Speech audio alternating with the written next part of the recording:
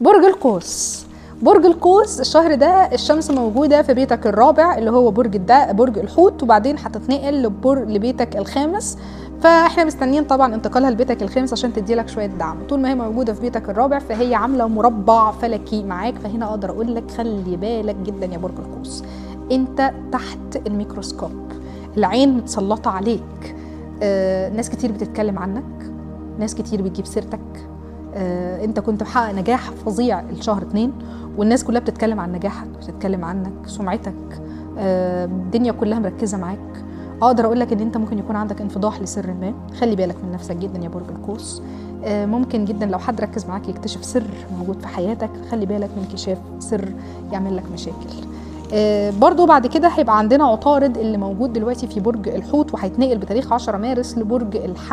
الحمل اللي هو هيكون بيتك الخامس. وهنا بقى اقدر اقول لك انه الحمد لله هيكون في مكان داعم ليك، لان احنا زي ما احنا دايما بنقول ان عطارد للشر طارد، فهنا هيدي لك دعم كويس قوي. بعدها كمان الزهره هتتنقل من برج الحوت اللي هو بيتك الرابع، هتروح على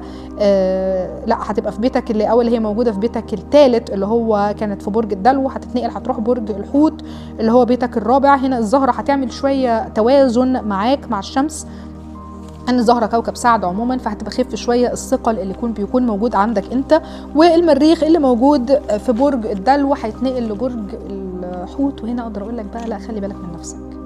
يعني زي ما بقول لك كده انت الفتره الاولانيه انت محطوط تحت المجهر اللي هو اول تلتين من الشهر اللي هو من تاريخ 1 مارس لغايه تاريخ 20 مارس او 21 مارس، انت فعلا محطوط تحت المجهر، الدنيا كلها متسلطه عليك، الاضواء مسلطه عليك، ممكن يكون في عندك نزاعات، ممكن يكون في عندك امر من امور العصبيه. حاول ان انت تبتعد عن المأكولات اللي انت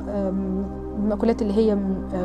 مش مفيده، لان انت هتبقى محتاج تاكل اكل مفيد، هتبقى محتاج ان انت تتجه لنظام صحي او نظام غذائي معين. خاف على نفسك جدا من السمنه يا برج القوس، خاف على نفسك كمان من ارتفاع نسبه الكوليسترول، لان انت ممكن برضو يبقى اكلك او نظام اكلك في الفتره القادمه مش صح جدا ومش كويس، حاول ان انت تاثر على ده. امور السفر عندك انا ما انصحش بيها خالص في الفتره دي، يعني ما انصحش بيها خالص خلال شهر 3. حاول ان انت تقلل من السفر او حاول ان انت ما تسعاش اصلا لامور سفر في الفتره دي، حاول ان انت تهدى شويه لغايه تاريخ 21 مارس، لان في الفتره دي هيبقى في انتقال للشمس من بيتك الرابع هتروح على بيتك الخامس اللي هو برج الحمل، وهنا هيكون برج داعم ليك وهيكون موقع داعم ليك، وهتكون الشمس في موقع داعم جدا جدا ليك، فهيدي لك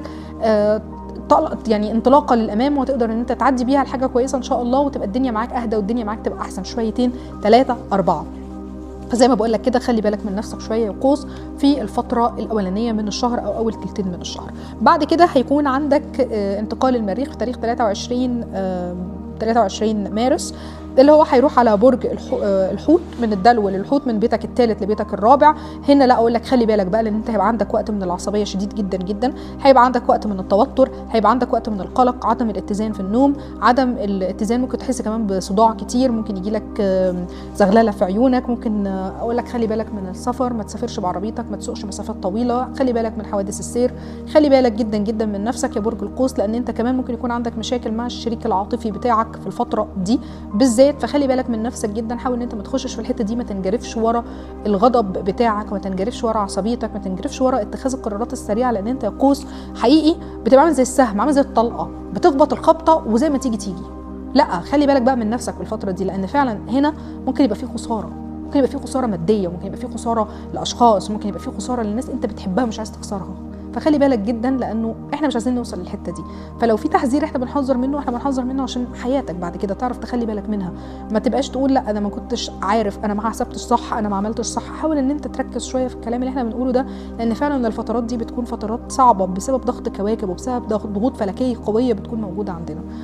برج القوس اتمنى لك يا رب العالمين ان الدنيا تمشي معاك كويسه ان شاء الله لنهايه الشهر، واتمنى ان انت تقدر تعدي من كل المصاعب وتطلع من عنق الزجاجه اللي انت محبوس فيه من اول الشهر دوت لغايه اخره، واتمنى يا رب ان الدنيا تمشي معاك كويسه ويبقى عندك طاقه حظ حلوه، يبقى عندك طاقه رفاهيه وطاقه سعاده والدنيا تمشي معاك حلو. اتمنى لك حظ سعيد، شهر سعيد مليان بالبركه والسعاده والفرحه والخير. استودعكم الله، السلام عليكم.